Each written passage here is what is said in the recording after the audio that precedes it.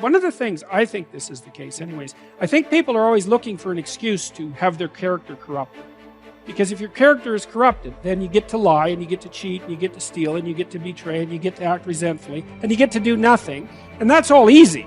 It's easier to lie than to tell the truth. It's easier to do nothing than to do something. So there's always part of you thinking, well, I need a justification for being useless and horrible, because that'd be a lot less work. So you've got to handle the negative. Here's what part of it is. It's called the Great War Between Good and Evil. Mr. Reynolds and I are working on a new book this year called The Great War Between Good and Evil. And there is a war on. The minute you were born, you got involved in the war between good and evil, between darkness and light, between negative and positive, between evil and good, between tyranny and democracy, between weeds and human activity. I mean, the war is on.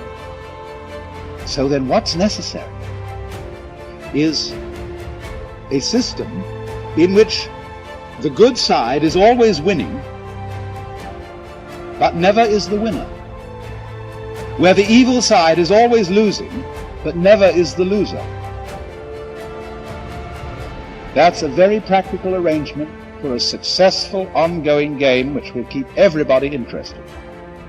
And you must recognize then that this out-group is your necessary enemy, whom you need. He keeps you on your toes. But you mustn't obliterate him.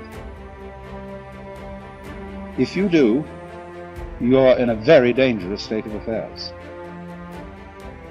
But darkness is always trying to move in and take all the territory. But if you turn on the light, its energy starts to repel darkness. Darkness begins to move away. And the brighter the light, the further away the darkness must move. If you walk into a dark room and turn on the light, the darkness is what? Gone. But here's the point to remember, not very far. The darkness seems to be, yes, it's gone, but it's waiting for its chance. That if light loses its energy, darkness has a chance not to move back in.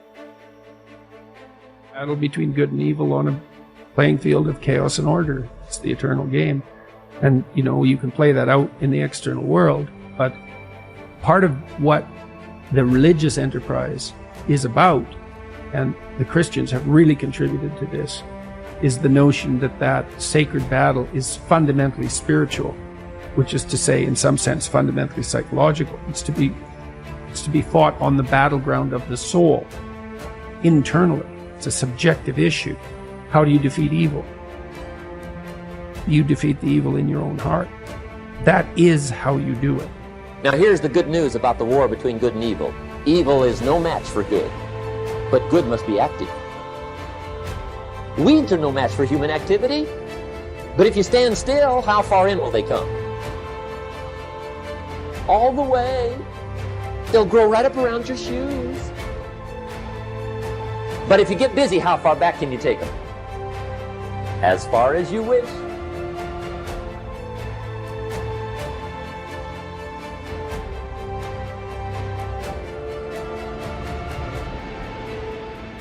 If you think that compassion makes you weak, you are wrong. Compassion may cause a person to sacrifice his life to save other people. And we have to redefine what is compassion. It's very powerful. And we have to embody that kind of energy in our daily life. We have to re-educate people about this. We have to show what compassion can achieve. When someone is angry,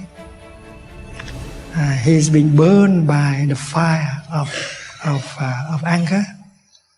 And if he knows how to practice compassion, anger will die down very quickly, and he looks much better, much more beautiful, much more attractive. And that is why we have to exemplify, embody that practice of compassion in order to persuade other people to do the same. Compassion helps us to sleep well. Compassion protects us better than guns and bombs and money Many of us think that we are safer if we have more money, but you can lose your money very easily. But compassion is a kind of energy that can help protect you much more effectively than money. And compassion help you to relax. Your body has more capacity to heal itself. Compassion help you to be pleasant, to be loving, and you can restore communication with the other person easily if you have compassion in yourself. You understand the other person.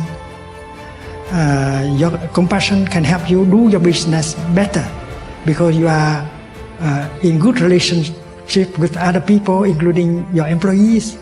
So you can list a lot of qualities of compassion, and we should have a man, a woman, a community of men and women practicing compassion like that, in order to show people that compassion is something very powerful.